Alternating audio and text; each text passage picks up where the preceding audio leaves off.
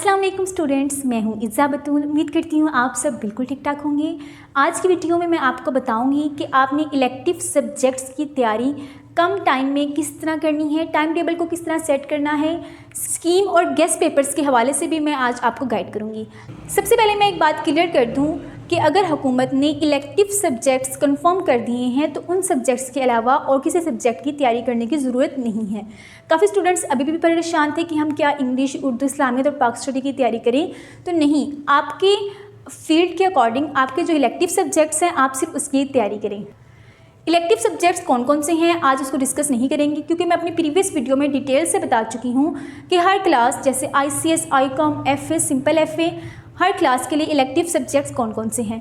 तो अगर आपने वो वीडियो नहीं देखी तो मैं लिंक डिस्क्रिप्शन में दे देती हूँ, आप वहाँ से देख सकते हैं। तो सबसे पहले मैं एक बात क्लियर कर दूँ कि अगर आप इलेक्टिव सब्जेक्ट्स में से किसी एक सब्जेक्ट में फ़ेल हो जाएंगे तो इसका मतलब है कि आप 4 सब्जेक्ट्स में फ़ेल होंगे।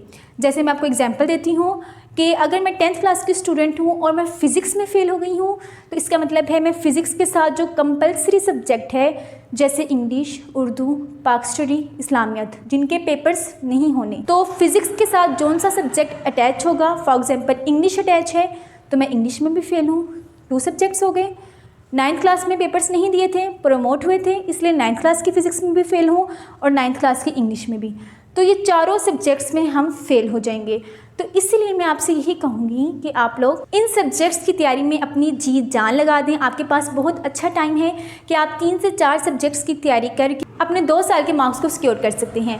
तो सबसे पहले अपना माइंड सेट करें कि हम लोगों ने इन एग्ज़ाम्स में अपना बेस्ट परफॉर्म करना है, क्योंकि सब्जेक्ट्स बहुत कम है, सिलेबस भी स्मार्ट सिलेबस है। तो जो तरीका, जो पैटर्न मैं आपको बताने लगी हूँ, अगर आप लोग इसके मुताबिक तैयारी करेंगे तो इंशाल्लाह आपकी बहुत ज़बरदस्त तैयारी होगी। टाइम टेबल बताने से पहले मैं उन स्टूडेंट्स को गाइड करना चाहूँगी जो कह रहे थे कि मैम हम लोग पढ़ने बैठते हैं, हमारा दिल नहीं लगता, या हमें लेसन जल्दी रिवाइज़ नहीं हो रहा, या फिर हम जब पढ़ने बैठते हैं हमारा फोकस नहीं होता और हमारा ध्यान कहीं और होता है। तो ऐसा काफ़ी स्टूडेंट्स के साथ होता है, ऐसा मेरे साथ भी होता था।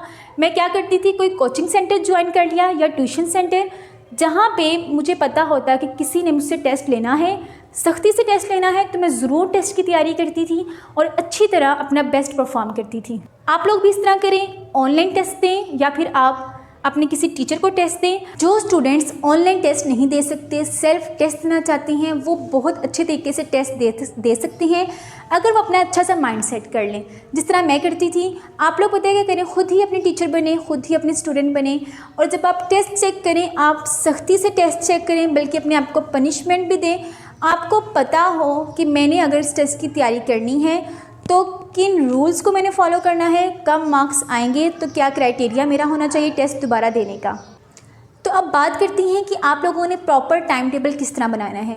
जब भी आपने प्रॉपर टाइम टेबल बनाना है तो इसका मतलब ये है कि आपके जहन में प्रॉपर प्लानिंग हो, आपने हर चीज़ की प्रॉपर प्लानिंग की हो। जैसे आपने अपने सिलेबस को टाइम के अकॉर्डिंग डिवाइड कर देना है, एक प्रॉपर स्केड्यूल बनाना है जिसमें आपने अपने चैप्टर्स को डिवाइड करना है, हर चैप्टर को डिस्कस करना है, हर सब्जेक्ट को डिस्कस करना है। आप एक प्रॉपर स्केड्यूल बनाएं, अभी बैठ के इस वीडियो को देखने के बाद फ़ौरन स्केड्यूल बनाएं और लिखें कि मेरे पास कितना टाइम है और इस टाइम में मैंने कितने सिलेबस को कवर करना है। हर चैप्टर को रखें, हर सब्जेक्ट को डिवाइड करें। इसका ये फ़ायदा होगा कि जब आप लोग अपने एग्ज़ाम्स को देखेंगे, डेट शीट को देखेंगे, डेट शीट अभी आई नहीं है लेकिन आपके जहन में ये होना चाहिए कि इस डेट तक मेरी 100% तैयारी होनी चाहिए। इससे आपका कॉन्फिडेंस बहुत ज़्यादा बढ़ जाएगा और आपको अपने पे बिलीव हो जाएगा कि मुझे कुछ आता है, मैं कुछ परफॉर्म कर सकता हूँ। अब जब आप लोग पढ़ने बैठें तो कोशिश करें कि पहले वो वाले चैप्टर्स करें जो इम्पोर्टेंट हैं, जिसमें ज़्यादा चीज़ें इंपॉर्टेंट हैं और ज़्यादा पेपर्स में आने के चांसेस हैं।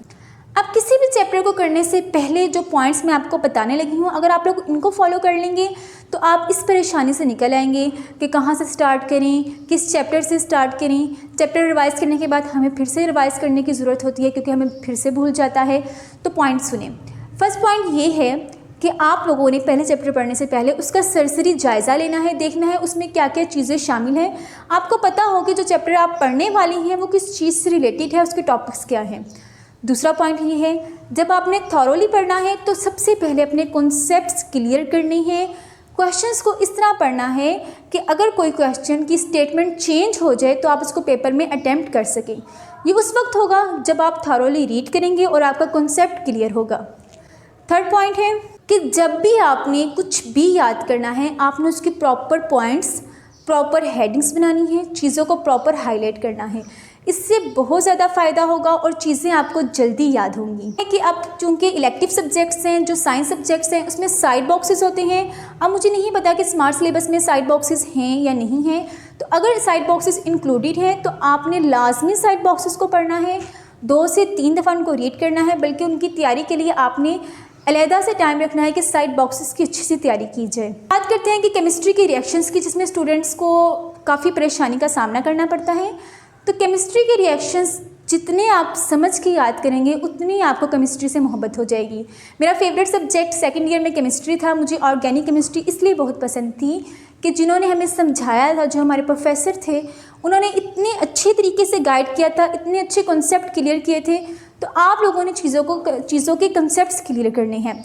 मैं केमिस्ट्री रिएक्शन पे एक डिटेल से वीडियो बनाऊंगी, उसमें सारे कॉन्सेप्चुअल स्टडीज़ आपको बताऊंगी कि किन कॉन्सेप्ट को याद रख के, किन चीज़ों को याद रख के हम केमिस्ट्री के रिएक्शन सॉल्व कर सकते हैं। कुछ टिप्स एंड ट्रिक्स इंशाल्लाह बताऊंगी। न्यूमेरिकल्स हैं, उनकी तो तैयारी आपने परफेक्ट करनी है। न्यूमेरिकल्स में भी कॉन्सेप्ट क्लियर करने हैं, रट्टे नहीं लगाने।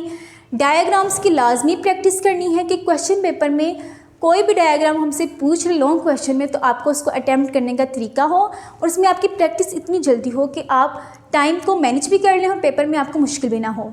अब आपने सारा लेसन याद कर लिया है, लेकिन अब आपको समझ नहीं आ रहा रिवाइज़ किस तरह करें। रिवाइज़ करने का टाइम कम है, तो रिवाइज़ करने के लिए आप पास्ट पेपर्स लें।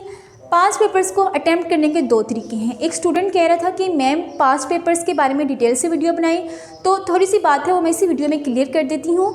पास्ट पेपर्स को हल करने के 2 तरीके हैं। पहला मेथड ये है, या तो आप कंप्लीट पास्ट पेपर लें किसी भी बोर्ड का, उसको बैठ के सॉल्व करें कंप्लीट पेपर को, जिस तरह बोर्ड का पेपर नहीं होता उस तरह कंप्लीट सॉल्व करें। एक तरीका ये है, ये उस वक्त होगा जब आपके पास टाइम भी हो या फिर जब आप किसी को टेस्ट देना चाह रहे हो। दूसरा तरीका ये है कि आप पास्ट पेपर खोलें, उसको रिवाइज़ करते जाएं। अच्छा, इसका आंसर ये है, ठीक है, इसका आंसर ये है, नहीं आ रहा मुझे, पीछे से सोल्यूशन से आंसर देखें। ये तरीका भी बहुत बेस्ट है और ये तरीका आपको रिवाइज़ करने में बहुत मदद देता है। इससे आपकी जो चीज़ों की रिवीजन है वो बेस्ट हो जाती है। अब आप पूरा दिन इन पॉइंट्स को लेके चले हैं, आपने लेसन भी याद कर लिया है। सोने से पहले एक काम करें, अपना मुवाजना करें, अपना जायज़ा लें। क्या आपने अपने स्केड्यूल के अकॉर्डिंग आज का सिलेबस कंप्लीट किया है? क्या आपने अपने गोल्स के अकॉर्डिंग आज का काम कंप्लीट किया है? अगर किया है तो वेल डन, अगर नहीं किया तो थोड़ा सा सोचें अपने बारे में, अपने मुस्तकबिल के बारे में सोचें, क्योंकि हर एक बच्चे ने अपना कोई ना कोई गोल, एम सेट किया होता है। हर स्टूडेंट नंबर्स के पीछे नहीं भागता। तो आप लोग प्लीज़ अपना जायज़ा ज़रूर लिया करें। अपने ये चीज़ आपको, आपके ज़मीर को जगाती है। जब आप अपने आप को चेक करते हैं ना, तो आपका ज़मीर जागेगा और आपको पता चलेगा कि आज हमने कौन कौन सी मिस्टेक्स की हैं और कौन कौन सी गलतियां हैं जो हमने कल नहीं करनी। फिर स्टूडेंट्स कह रहे थे कि मैम स्कीम के बारे में बताएं कि क्या हमें स्कीम को फॉलो करना चाहिए कि नहीं। मैंने अपने नोट्स में 9-10 की स्कीम शेयर की है, जिस पे मुझे 99.9% यकीन है कि वो ठीक है। लेकिन मैंने फर्स्ट ईयर और सेकंड ईयर की स्कीम नहीं शेयर की, उसमें मुझे थोड़ा सा डाउट था, इसलिए मैंने वो स्कीम आपके साथ शेयर नहीं की। अब चूँकि सिर्फ चंद सब्जेक्ट्स रह गई हैं, चंद इलेक्टिव सब्जेक्ट्स रह गई हैं, तो मैं आपको ये मशवरा दूंगी कि आप स्कीम के अकॉर्डिंग ना चलें। आप हर चीज़ याद करें, चैप्टर की हर टॉपिक को रिवाइज़ करें, हर चैप्टर को as a long question, as a short question, as MCQs revise करें। क्योंकि अगर आप स्कीम को फॉलो करेंगे तो पहले इतने कम सब्जेक्ट्स हैं, उसमें से भी स्मार्ट सिलेबस है, और स्मार्ट सिलेबस में भी आप कुछ चैप्टर्स को लॉन्ग क्वेश्चंस के लिए कर रहे हैं, कुछ को सिर्फ शॉर्ट क्वेश्चंस के लिए कर रहे हैं। तो ये आप लोग अपना बेस्ट नहीं परफॉर्म कर रहे। इस दफ़ा आप लोगों ने अपना बेस्ट परफॉर्म करना है। बाकी रिज़ल्ट आप अल्लाह ताला पे छोड़ दें, वो आपके लिए बेस्ट आना ही आना है अगर आप बेस्ट परफॉर्म करेंगे।